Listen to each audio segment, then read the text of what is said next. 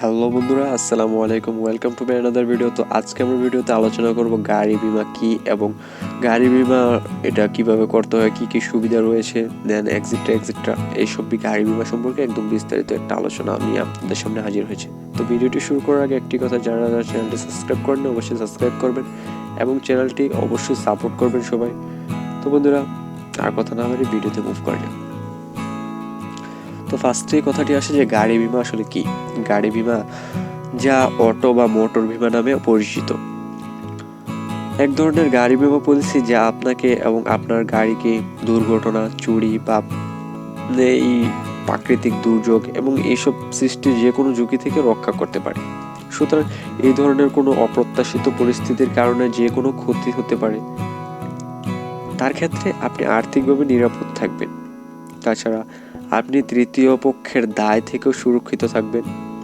আপনি কেবলমাত্র সবচেয়ে মৌলিক তৃতীয় পক্ষের গাড়ি বিমা সহ আইনের সাথে আইনগতভাবে মেনে চলতে বা আপনার গাড়িকে একটি ব্যাপক গাড়ি বিমা বা নিজস্ব ক্ষতির নীতির মাধ্যমে চূড়ান্ত সুরক্ষা দিতে চান। তারপর রয়েছে ডিজিটাল, আপনার কিন্তু একটি তৃতীয় পক্ষ ব্যাপক এবং নিজস্ব ক্ষতির গাড়ির বিমা অফার করে অনলাইনে সাশ্রয়ী মূল্যের প্রিমিয়ামে। তারপরে সেরা অংশ কি আপনি এটা জানেন? আপনার গাড়ির সাথে মানানসই 7টি উপকারী অ্যাড অন সহ আপনার আইডিভি নিজেই কাস্টমাইজ করতে পারেন।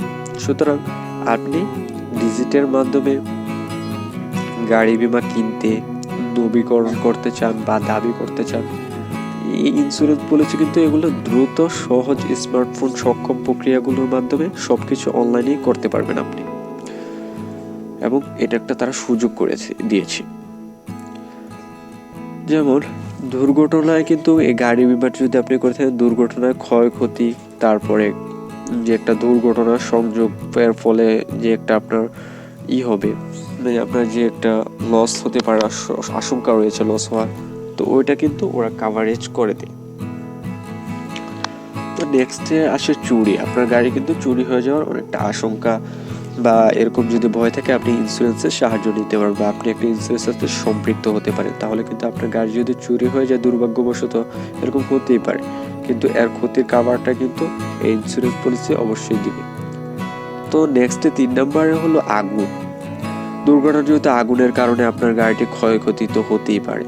তো এরকম হওয়ার পরে কিন্তু ইন্স্যুরেন্স পলিসি আপনার গাড়িটিকে অবশ্যই এটার যা খরচ হয় তা দিবে, অথবা যদি আপনার গাড়িটি পুড়ে যায় একদম, তো এটা পরবর্তীতে প্রস্তাবিত করতে যা খরচ লাগে তারা এই অর্থটা প্রদান করে থাকে। তারপরে প্রাকৃতিক বিপর্যয়, যেটা আপনার গাড়ি কোনো একটা বন্যা বা ডাঙ্গায় দুর্ঘটনার কারণে কোনো একটা ক্ষতিগ্রস্ত হল, তো সে বা ঘূর্ণিঝড়, এইসব কারণে এক্সিটের কারণে কিন্তু ক্ষতিগ্রস্ত হতে পারে। তো ক্ষতিগ্রস্ত হলে কি হবে, আপনি কিন্তু করতে পারবেন, এই যে এই গাড়ির টাকাটা কিন্তু ইন্স্যুরেন্স থেকে দাবি করতে পারবেন, এবং তারা কিন্তু এই টাকাগুলো অবশ্যই দিয়ে থাকে। তো ব্যক্তিগত দুর্ঘটনা, এবং যদি কেউ গাড়ির দুর্ঘটনা ঘটে এবং দুর্ভাগ্যবশত এটি মালিকের মৃত্যু বা অক্ষমের দিক পরিচালিত করে, তো এটা কিন্তু ইন্স্যুরেন্স কোম্পানি অবশ্যই তাদেরকে অনেকটা সহানুভূতি করে। তো তৃতীয় পক্ষের লোকসান, যেমন এমন ক্ষেত্রে যে আপনার গাড়ি অন্য কারো তাদের গাড়ি বা সম্পত্তির ক্ষতি করে, যেমন আপনার গাড়ি অ্যাক্সিডেন্ট বাইচান্স আর রোডে আপনি গাড়ি চালাচ্ছেন, তো আপনি গাড়ি চালাতে অ্যাক্সিডেন্ট করেছেন, তো যার গাড়িতে অ্যাক্সিডেন্ট করেছেন তার গাড়ি কিন্তু যে একটা ক্ষতি হয়ে থাকবে, মানে আপনার গাড়ি ছাড়াও কিন্তু দ্বিতীয় পক্ষের যে একটা ক্ষতি হয়ে থাকবে সেটা, তো সে তৃতীয় পক্ষের ক্ষতিটাও কিন্তু ক্ষতিপূরণটা মানে ইন্স্যুরেন্স পলিসি দিয়ে থাকবে যদি আপনি এরকম ইন্স্যুরেন্সের সাথে সম্পৃক্ত থাকেন। তারপর রয়েছে জিরো অবচয় কাভার। 5 বছরের কম বয়সী গাড়ির আদর্শ বা শূন্য অবচয় কাভার আপনাকে গাড়ি এবং যন্ত্রাংশের যে একটা চার্জ অবচয় বাতিল করতে দেয়, এবং দাবি করার সময় আপনাকে মেরামত খরচ এবং প্রতিস্থাপনের সম্পূর্ণ একটা মূল্য দেয়। তারপর রয়েছে চালান কাভার। ফিরে যান চুরি এবং মেরামত বাইরের ক্ষতির ক্ষেত্রে যে একটা ইনভয়েস অ্যাড অনে ফিরতে আপনাকে আপনার গাড়ি চালানোর মূল্য সম্পূর্ণ পরিমাণ ফেরত পাওয়ার সুবিধা দেয়, যার মাধ্যমে একটা নতুন গাড়ির নিবন্ধন করার খরচ এবং রোড ট্যাক্স রয়েছে। তারপর রয়েছে যাত্রী কাভার। আমরা আশা করি এটি কখনোই ঘটবে না। তবে গাড়িটি আপনার সাথে বসা ব্যক্তির কিছু ঘটলে এটি অপ্রত্যাশিত দুর্ঘটনায় এই কভার ফিরে আসে, কিন্তু এটাও কিন্তু ওরা কভার করে থাকে। তারপরে টায়ার সুরক্ষার কভার রয়েছে, যেমন সাধারণত টায়ার ক্ষতির স্টান্ট ইন্স্যুরেন্সের কভার করা হয় না যদি না দুর্ঘটনার সময় ক্ষতি না হয়। এই কারণেই এই টায়ার সুরক্ষা অ্যাড অন আপনাকে সম্ভাব্য অন্যান্য সমস্ত পরিস্থিতিটায় মানে টায়ার ফেটে যাওয়ার যে একটা ঝুঁকি রয়েছে সেটাও কিন্তু ওরাই কাভারেজ করে থাকে।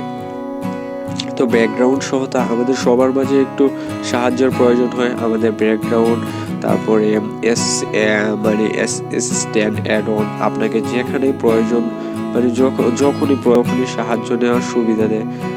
যেমন আপনি যে কোনো সময়ে গাড়ি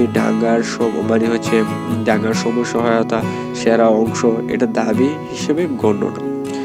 তবে কিন্তু বন্ধুরা ভাগ্য কাভার রয়েছে, এটি মানে ব্যবহারযোগ্য কাভার আপনার গাড়িকে সুরক্ষা এবং অতিরিক্ত স্তর দেয়। এটি দুর্ঘটনার পরিস্থিতিতে আপনার গাড়ির সমস্ত নিটিগ্রিটি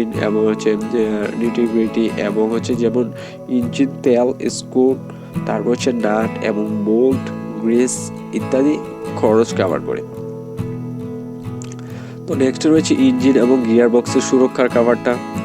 আপনি কি জানেন যে আপনার ইঞ্জিনের প্রতিস্থাপন বা খরচের প্রায় 40% একটি স্ট্যান্ডার্ড গাড়ি বীমা পলিসিতে শুধুমাত্র দুর্ঘটনার সময় সৃষ্টির ক্ষতির কভার করা হয়। যাই হোক, এই অ্যাড অনটি সাহায্য আপনি বিশেষভাবে আপনার গাড়ির জীবনকাল বা ইঞ্জিন এবং গিয়ার বক্স দুর্ঘটনার পর সৃষ্টি যে কোনো ফলস্বরূপ ক্ষতির জন্য কভার করতে পারে। এটি জলের রিগ্রেশন, লুব্রিকেটিং, তারপর তেলের ফুটো এবং এন্ডো কাভারেজের ক্ষতি, কারণ কিন্তু ক্ষতিকর যে একটা ক্ষতি হতে পারে সেটা কিন্তু এই ইন্স্যুরেন্স পলিসি আপনাকে দিয়ে থাকবে। কি উৎসাহিত না? আপনার গাড়ি বীমা পলিসিতে কি অন্তর্ভুক্ত নেই তা জানা সমানভাবে গুরুত্বপূর্ণ কিন্তু আপনার, যাতে আপনি যখন দাবি করবেন তখন কোনো অনিশ্চয়তা না থাকে, যেখানে সমস্ত সুবিধাগুলো কিন্তু আপনি পেয়ে থাকবেন। তারপরে যে একটা থার্ড পার্টি বা দায়বদ্ধ মানে যে একটা থার্ড পার্টি যে একটা দায় শুধুমাত্র গাড়ির নীতি ক্ষেত্রে কিন্তু নিজের গাড়ির ক্ষতি কভার করা হবে না। তারপরে মাতাল ড্রাইভার বা লাইসেন্স ছাড়া ড্রাইভার, আপনি মাতাল অবস্থায় বা অবৈধ ড্রাইভিং লাইসেন্স ছাড়া গাড়ি চালাচ্ছিলেন এরকম সময় কিন্তু একটা কভারেজ করা হবে না। তারপরে বৈধ ড্রাইভিং লাইসেন্স দাঁড়ি ছাড়া গাড়ি চালানো, আপনার কাছে লার্ন লাইসেন্স আছে এবং সামনে যাত্রী আছে, বৈধ ড্রাইভিং লাইসেন্স ছাড়াও গাড়ি চালাচ্ছেন। তো যাই হোক বন্ধুরা, আজকে গাড়ি বিমা সম্পর্কে বিমা বলতে গেলে এটা হচ্ছে কার ইন্স্যুরেন্স, যেটা কার ইন্স্যুরেন্স সম্পর্কে বলে আমরা জানি, সম্বোধন করি। তো এই সম্পর্কে কিন্তু আমি এখানে বিস্তারিত একটা আলোচনা তুলে ধরার চেষ্টা করেছি। তো যাই হোক বন্ধুরা, আজকের মতো এখানেই। ভালো থাকবেন, সুস্থ থাকবেন এবং চ্যানেলটি অবশ্যই সাবস্ক্রাইব করবেন। যারা ভিডিওটি দেখবেন তারা অবশ্যই একটি করে লাইক দিবেন, কেননা আপনার একটা লাইক কিন্তু আমাদের পরবর্তী ভিডিওগুলো বানাতে অনেকটা উৎসাহিত করবে। তো বন্ধুরা ভালো থাকবেন, সুস্থ থাকবেন। আসসালামু আলাইকুম।